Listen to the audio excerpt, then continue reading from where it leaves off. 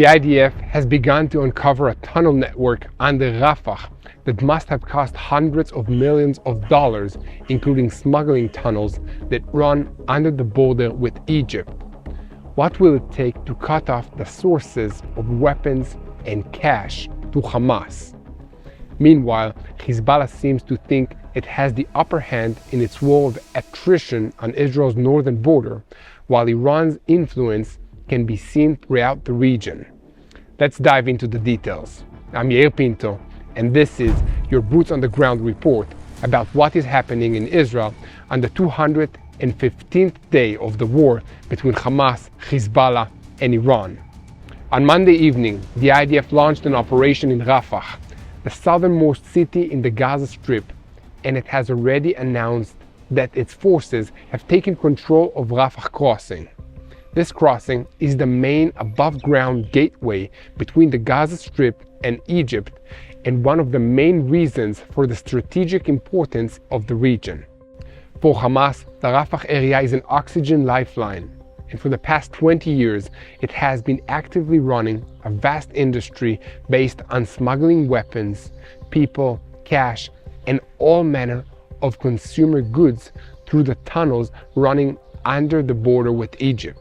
For this reason, control of the city of Rafah is of great strategic importance for Hamas. However, as noted by CNN, the IDF moved into Rafah following a month in which neither side made any big moves, indicates that the limited operation is intended to put pressure on Hamas to accept the ceasefire outline and the release of the hostages. Of the 133 hostages still being held in the Gaza Strip, most are believed to be in Rafah, probably held in tunnels underneath the city. For these and other reasons, entering Rafah is significant in Israel's fight against the terrorist organization, but also poses some significant challenges for it. Now, let me explain a little bit more about why Rafah is so important to Hamas. As I said before, this city sites on the Philadelphia corridor, which is the border between Egypt and the Gaza Strip. There are tunnels running underneath this border, and it is through these tunnels that the vast arsenals of weapons and ammunition that the IDF has been finding all over the Gaza Strip for the past 6 months was delivered. Hamas terrorists have also gone out of Gaza through these tunnels, traveling from Egypt to Lebanon and even Iran to receive training in terrorist tactics so they could be sent back to Gaza and pass on what they've learned to others. Also, it is estimated that Hamas smuggles about $1 billion a year in cash through these tunnels, as well as narcotics and consumer goods. Hundreds of millions of dollars worth of illegal black market business is conducted in this way, with smuggling gangs in the Sinai Peninsula keeping most of that money. It's a big problem for Israel, and it's also a big problem for Egypt, which officially denies that there are any tunnels, even as officers in the Egyptian army have been caught working with the smugglers and Hamas. With Israel now in control of the Philadelphia corridor, some of those problems might begin to be solved. That is why there is a strong possibility that the IDF will be ordered to take control of the entire Philadelphia corridor before moving deeper into the city of Rafah itself. This will allow the IDF to find and demolish as many tunnels as possible, which will deprive Hamas of the weapons, cash, and other things it needs to continue the fight. However, Hamas has spent many years and a lot of money building this extensive tunnel network, so it's probably impossible to completely destroy it. I've said it before, and I'll say it once more. The next time you hear about the poor, starving people of Gaza, remember how Hamas spent most of the money that was sent to help these people. They used it on terror tunnels and terror infrastructure. If these people are ever going to have a decent life, the terrorist organization that steals everything that gets sent to them must be eliminated.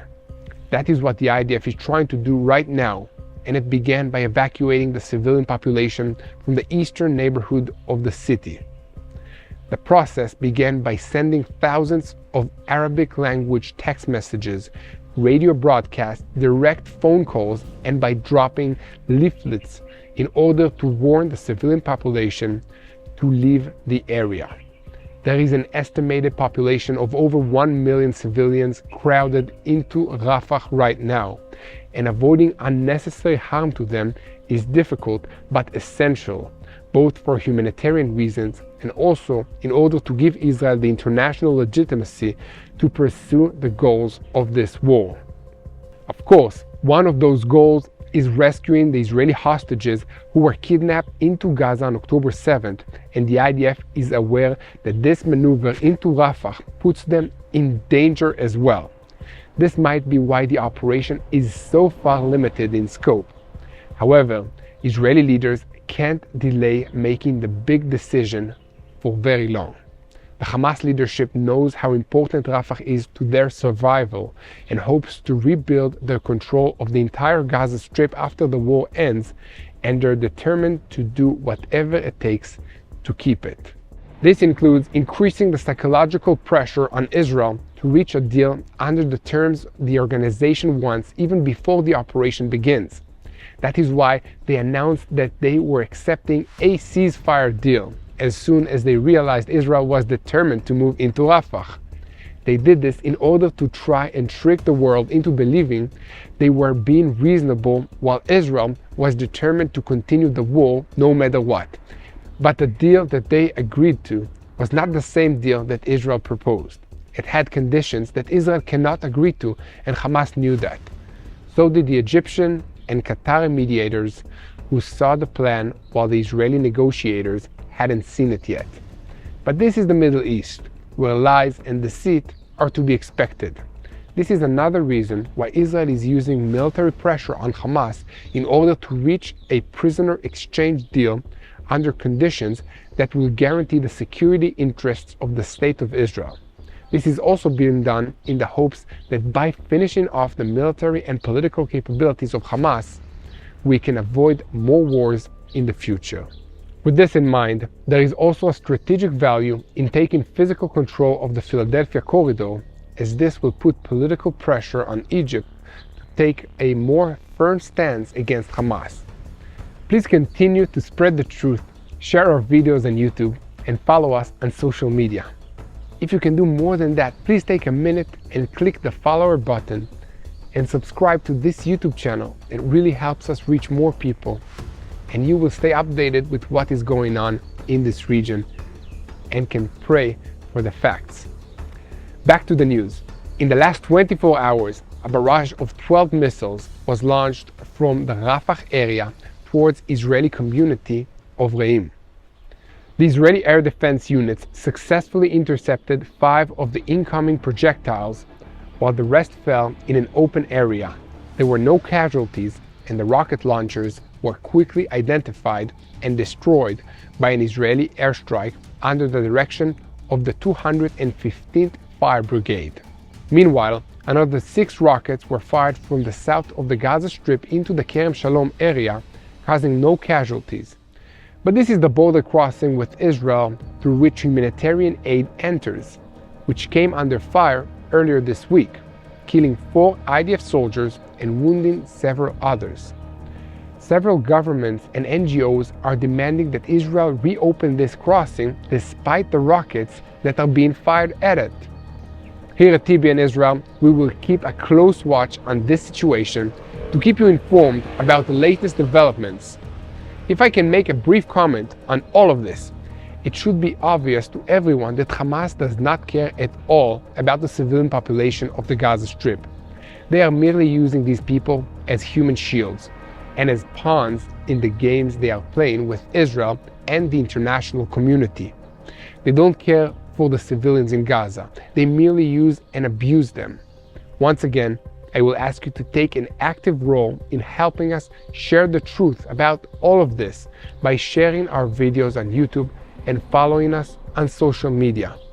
If you like these videos and want to see more, please help us actively by donating to TBN Israel on the link here on YouTube, or by going to www.tbnisrael.com tbn.org/Israel. To continue my comment, I have been a journalist for many years, and now I have observed that countries sometimes behave like my little girls at home. For instance, in recent weeks, the American administration has held talks with Israel regarding a possible ground operation in Rafah, where over 1 million Palestinians find shelter. The administration expressed deep concerns that such an operation would result in a massive amount of civilian casualties and exacerbate the humanitarian crisis in the Gaza Strip. A senior American official said that during these talks, the U.S. asked for clarifications about Israel's plan to address the humanitarian needs of the Palestinian citizens in Rafah. Another question the U.S. side had was how the IDF would be operating in Rafah to ensure a minimum of destruction and civilian casualties. While these discussions were ongoing throughout the month of April, the administration was also reviewing all arms shipments to Israel, especially those that are likely to be used during the Rafah operation. As a result of this review and the assessment that an IDF operation in Rafah was imminent, the administration decided to suspend the shipment of certain types of weapons to Israel last week. The weapons that the administration is withholding include heavy bombs, which would, if dropped on a densely populated area, cause massive and widespread damage. It seems that the U.S. administration isn't sure it can trust Israel to not use those bombs in Rafah. We have not made a final decision on how to move forward with the delivery of this weapon. In the meantime, it is on hold. This is according to an American official. The American official noted that none of the transactions being considered concern arms shipments that are supposed to go into Israel in the immediate time frame, but only future shipments. At the same time, this official said that there are several additional arms deals with Israel that the United States Department is examining these days to decide what to do with them. This includes precision-guided kits for so-called dumb bombs and other things that will be very relevant in the coming war with Hezbollah in the north. Needless to say, Iran is not reviewing any of the weapons shipments it is sending Hezbollah. They are simply sending them as much of everything as they can, as fast as they can. With all of this in mind, I will ask you once again to support Israel and support our work here at TBN Israel in order that we can spread the truth to more people and to reach the ends of the world with what really is happening in Israel, so that you back at home can join us in prayer for the peace of Jerusalem. As I think that most of you already understand, this war is way bigger than a war between Israel and Hamas, between countries in the Middle East. This is a spiritual war, and spiritual wars involve all of us. So we need to unite. We need to unite in prayer. We need to stand together for the peace of Jerusalem. So please, when you pray for Israel, pray for the civilians on both sides of this conflict. Pray for the IDF soldiers who are risking their lives in order to destroy this terrorist organization called Hamas. Pray for wisdom for the leaders of the countries, Israel, the United States, all the leaders involved in making these very tough decisions. The most important thing is to keep praying for the peace of Jerusalem, because we know we are serving a mighty God and He will win. Hello, this is Mati here in Jerusalem with TBN Israel. This is Yair Pinto from TBN Israel here in Jerusalem. TBN Israel is keeping viewers informed with Israel-focused news, culture, and what God is doing in this land. Support TBN Israel today online at tbn.org/Israel. Thank you.